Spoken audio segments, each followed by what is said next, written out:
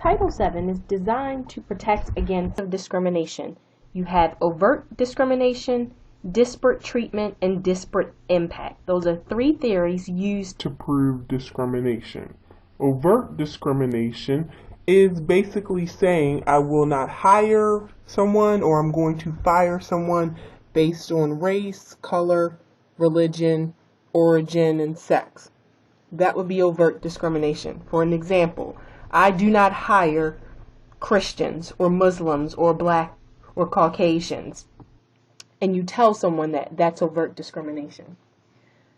Disparate impact is a facially neutral policy, meaning the policy is applied to everyone. However, it tends to have an adverse impact on one minority group. Now, for an example, the company employs a merit-based system or a promotion system that is based on successfully passing a IQ test. And let's say the company is just a warehouse where they stock boxes.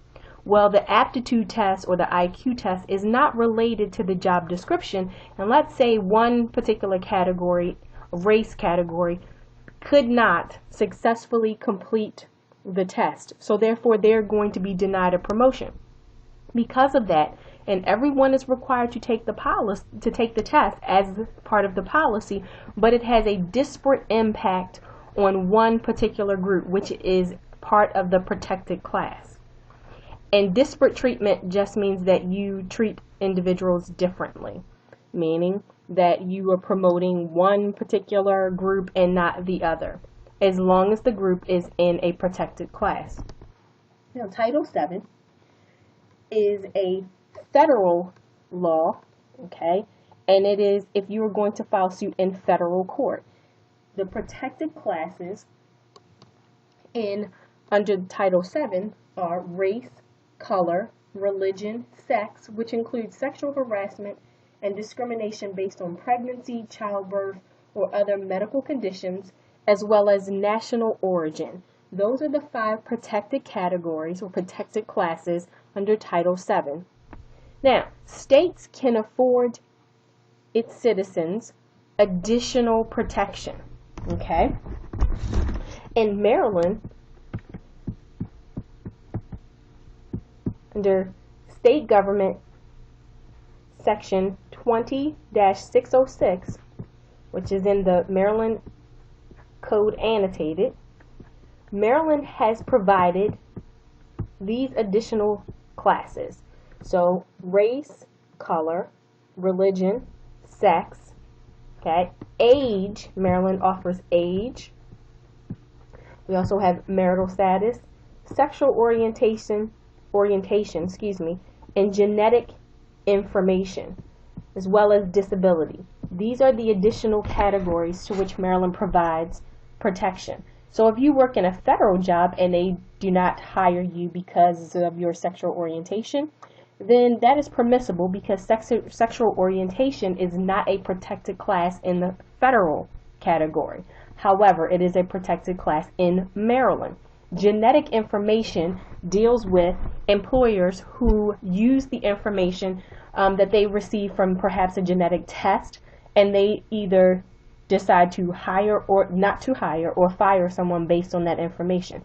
The reason why that's significant is because now with medical advancement, doctors and scientists are able to identify genes that make individuals predisposed to certain diseases or cancers. And so perhaps an employer is looking for an employee, and if that particular employee possesses that gene, then maybe that will be costing the employer a tremendous amount of money in health benefits, or that person may have to be out for a long period of time because of the illness. But genetic information is a protected class in Maryland. Now, Title VII applies if there are 15 or more employees. So if there are only 10 employees in your particular agency or office, then Title VII is not kicking in because it is 15 or more employees. Title VII prohibits an employer, to unlawfully discriminate based on a protected class, which we just discussed, in matters involving hiring, firing, compensation, either or terms, conditions, and privileges of employment. That means like if you get to have to work from home, those would be considered terms and conditions and privileges of employment. Please note, it is okay for an employer to implement a merit-based system.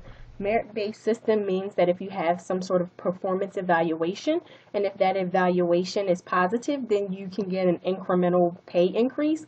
Those types of systems are permissible, provided they are not based on race or some other protected class. So if you're going to have a merit-based system, then it has to be across the board, and the procedures to which you implement them must be applied to everyone. Now, a bona fide occupational qualification, known as a BFOQ, is an exception to Title VII. It is permissible for an employer to discriminate.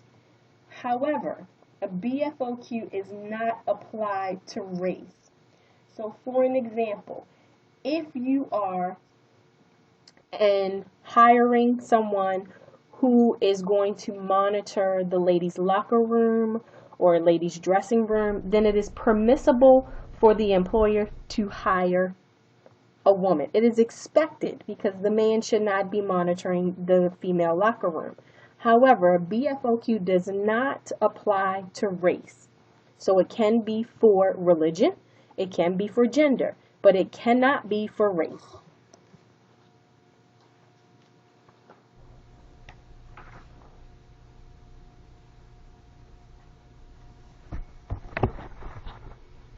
Under a Title VII suit, on the federal side, you would file suit with the EEOC. On the Maryland side, it would be the Maryland Human Relations Commission. Okay, under Title VII, the individual can get back pay, attorney's fees, interest, and any equitable relief if there's intentional, discrimination. Then there could be some punitive damages, but they're going to be capped at between $50,000 to $500,000. So Title VII caps damages. If you file a Title VII suit, the individual who filed the lawsuit can get attorney's fees and damages, but those damages are capped.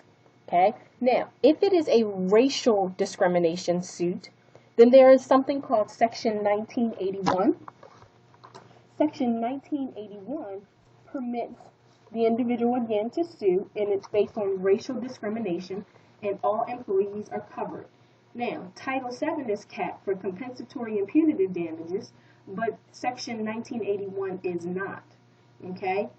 There are no restrictions as to an employer's size under Section 1981, whereas Title VII there is. However, with Section 1981, it is only limited to racial discrimination. So if there's some issue with gender or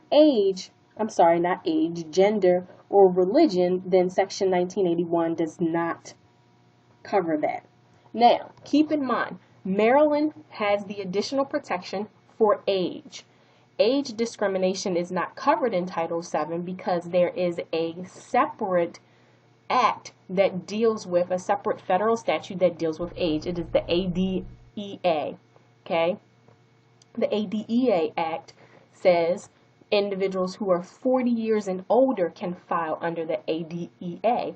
However, if an employer decides that they do not want to hire 16-year-olds or 21-year-olds, there's no recourse on the federal side. However, Maryland, the age category, is often referred to as cradle to the grave. So that 16-year-old can file a lawsuit if the employer does not hire 16 or 21 or whatever the age requirement. There are some stipulations, particularly for 16, and if what the individual will be doing, but from 18 above, if the employer is going to hire someone, then if they're not hiring younger individuals, then the younger generation can file a suit.